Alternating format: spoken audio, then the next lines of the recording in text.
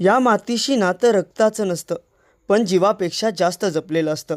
पायात कोल्हापुरी चप्पल आणि मनात हजार चिंता घेऊन सुरू होतो शेतकऱ्याचा दिवस, संघर्षाचा, आशेचा आणि जगण्याचा.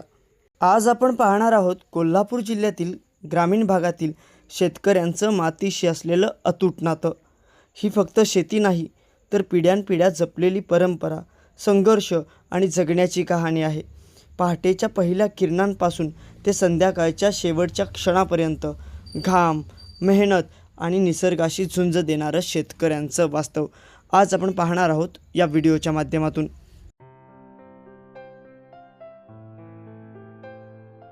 गाव अजून जागं व्हायचं असतं, पण शेतकऱ्याचा दिवस मात्र सुरू झालेला असतो. घरातली आवरावर, कधी जनावरांची काळजी, कधी घरच्यांची चौकशी, तर कधी दिवसाच्या कामाची तयारी. चेहऱ्यावर थकवा नसतो, कारण जबाबदारी मोठी असते. हातात कष्टांची सवय आणि मनात आशेचा किरण घेऊन तो हळूहळू निघतो आपल्या शेताच्या वाटेनं, कारण त्याच्यासाठी शेत हे फक्त काम नसतं, तर जगण्याचा आधार असतो. घरची जबाबदारी पार पाडत, मनात दिवसाच्या कामाचा हिशोब करत तो निघतो आपल्या शेताच्या दिशेनं, जिथं त्याच्या कष्टाची खरी परीक्षा सुरू होते.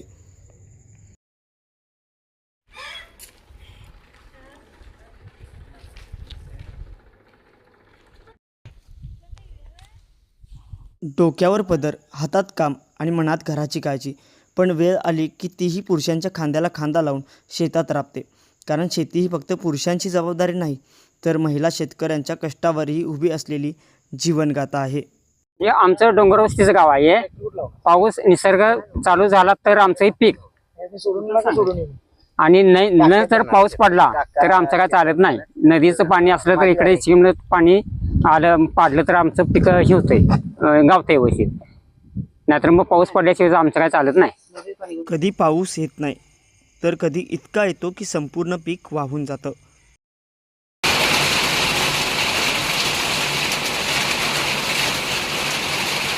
दिवस असो किंवा रात्र, पाऊस असो किंवा उन्हाळा, शेतकरी सतत मेहनत करत राहतो. मात्र दिवसेंदिवस वाढणारा खर्च, महाग खतं, बियाणं, डिझेलचे दर आणि दुसऱ्या बाजूला अनिश्चित उत्पन्न. शेती फक्त मेहनतीची राहिलेली नाही, तर ती झाली आहे जुगारासारखी. तुम्ही किती वर्ष झालं शेती हा व्यवसाय करताय? शेती मी जवळजवळ 50 वर्षे करते. माझं आता 70 वय आहे. 50 वर्षे मी शेती करतोय. शेती करत असताना तुम्हाला काय काय अडचणी येतात? मला शेती करायचं म्हटलं तर मी हातावलं मनकाट माझं. त्याच्याकडनं नांगरून घ्यायला लागतंय. भात पीक काढल्यावर त्याचं नांगरून घेऊन परत रोटावेटर मारून परत सरी सोडून मला घ्यावी लागते. पासून पुढं त्याला जवळजवळ त्याच्यावर चिकाटी ठेवून ते त्यावर काहीतरी घरात काहीतरी अडचण असती, परत पोरगं कुठं शाळा जायचं असते किंवा घरात काहीतरी अनेक अडचणी असते, ती बघून जर हे बघायचं म्हटलं तर अवघड होतं. मग त्या टायमाला आम्हाला कुणाचं तरी सावकाराचं एखादं घर बघायला लागतंय, आणि मग त्याच्या हातापाया पडून ते पैसे आपणाला काहीतरी त्याच्यात ते घेऊन ते त्याचा शेतीचा उपयोग करावा लागतो. शेती आम्हाला म्हणजे कष्टानं करून, शेतीवर आमची श्रद्धा आहे, प्रेम आहे, भावना आहे, ह्याच्यामुळं आम्हाला ती शेती करावी लागते. त्यात नफा होऊ दे किंवा तोटा होऊ दे, जरी तोटा झाला तर आम्हाला ती माऊली कवा नाही कवा तरी ती उपयोगात देणार आहे, ह्या भावनेनं आम्ही करत असतोय. मग आत्तापर्यंत 10 गुंठ्याला जवळजवळ 20,000 रुपये खर्च आला. 5,000ची लागवड, त्याच्या आवतनी, त्याचं बाकीचं असं जर औषध फवारणी हे करायचं म्हटलं 10 गुंठ्याला जवळजवळ 20 ते 22,000 रुपये खर्च येतोय. त्यामुळं आता 4 महिने 5-6 महिन्यात ऊस आपला आलाय ते बऱ्यापैकी आला. पुराचं पाणी जर आलं तर त्याला ते जातंय. त्यावेळेला आणि ते अंगाव घेऊन ते डोलबाजा व्हायचं आणि मग शेतकरी तिरस्कार होतो. म्हणजे अशी परिस्थिती शेतकऱ्याची झाली आहे. शेतकऱ्याच्या मालाला मग यांनी किती दर द्यायचा ह्यांच्या मनावर राहिलं, मग त्यात पडतंय काय? सततचं नुकसान, वाढतं कर्ज आणि तुटत चाललेली आशा काही शेतकऱ्यांना टोकाचं पाऊल उचलायला भाग पाडते. नमस्कार, मी बाजीराव शंकर देवाळकर, कोपारडे माझं गाव, तालुका करवीर, जिल्हा कोल्हापूर. खऱ्या अर्थानं सांगायचं म्हटलं तर माझे ह्या संघटनेमध्ये जायचं कारण असं की एक माझा बाप शेतकरी होता. शेतकऱ्यावर जो अन्याय चाललेला आहे, शक्तीपीठ असू दे आमच्या शेतामधून जायचं किंवा आज आमच्या कोणत्याही मालाला हमीभाव नाही. कांद्याची अवस्था ती आहे, ऊसाची अवस्था ती आहे. परत तुम्हाला सांगतो आमच्या भाताची तांदळाची काय असेल ते पिकवलेल्या प्रत्येक मालाची कापसाची तीच अवस्था आहे. आज कोणताही सहकार जो आम्ही इथं रुजवला गेला तो सहकार आज टिकलेला नाही. या सरकारच्या माध्यमातून एकच सांगणं आहे की शेतकऱ्याला जर आज मारलं सा तर भविष्यात तुम्ही उद्या मारणारच आहे. शेतकऱ्याला ज्या ज्या सुविधा मिळत होत्या, शेतकऱ्याला प्रत्येक खताची सबसिडी असायची, अवजाराची सबसिडी असायची, बी बियाण्यांची सबसिडी असायची, लाईट बिलात माफक असायची. जवळजवळ 72,000 कोटीची आमची शेतकऱ्यांची कर्जमाफी केली. हे सरकार शेतकऱ्याच्या तोंडाला कर्जमाफीच्या नावाखाली नुसतीच पानं पुसतं. शेतकऱ्याच्या हातामधला नांगरामध्ये जो घाम गाळणारा खरा शेतकरी आहे त्याच्या अवस्था याला काय गरज नाही आहे. कारण फक्त भांडवलशाही मोठी करायची आहे. आज शक्तीपीठ काढलाय, शेतकऱ्याची शेती जाणार आहे.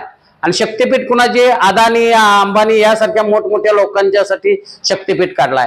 त्या सहकाराचा मालक रस्त्यावरती आलाय आणि नोकर जो आहे तो मालक झालाय. ही उलटी परिस्थिती झाली आहे. कारण लयसा फार जर काही विचार केला तर शेतकऱ्यावर काही फार जास्त फरक पडलेला नाही. अजूनही शेतकरी आत्महत्याच करायला लागलाय. कारण शेती कुणालाही परवडणार झाल्या. कारण जो तो शेतकऱ्याचं पोरगा आता कुठं रोजंदारी करतंय, कारण शेतकऱ्यांच्या पोरांची लग्न विना झाल्यात. याला कारणीभूत आहेत कारण शेतीमालाला रास्त भाव मिळाला झालाय. राज्यकर्ता शेतकऱ्याच्या खांद्यावर बंदूक ठेवतो, शेतकऱ्याला राजा म्हणतो. वस्तुस्थिती शेतकऱ्याला रस्त्यावर आणायचं काम या राज्यकर्त्यांनी केलंय. महत्वाचा मुद्दा, आज शेतकरी आत्महत्या हा करायला लागलाय. पश्चिम महाराष्ट्रात याचा हळूहळू वार पसरायला लागले. अनेक ठिकाणी शेती परवडणार म्हणून शेतकरी आत्महत्या करायला लागले. पण या सरकारला सुकुळ दुकुळ नाही. पण एक वेळ निश्चित अशी येईल की सरकारला ही किती आता आमच्यावर अन्याय करू द्या, काळे धंदे चालतात पण शेतकरी मोठा झालेल्यांना चालत नाही. महिन्यांच्या मेहनतीनंतर पिकाला योग्य भाव मिळेल याची खात्री नसते. जगाच्या पोटासाठी अन्न उगवणारा शेतकरी आज स्वतःच्या जगण्यासाठी लढतोय. प्रश्न फक्त शेतीचा नाही, प्रश्न आहे त्या हातांचा जे आपल्या सर्वांसाठी अन्न पिकवतात. अनेक संकट आली तरीही शेतकरी शेती सोडत नाही, कारण शेती फक्त व्यवसाय नाही, ती जगण्याची आशा आहे.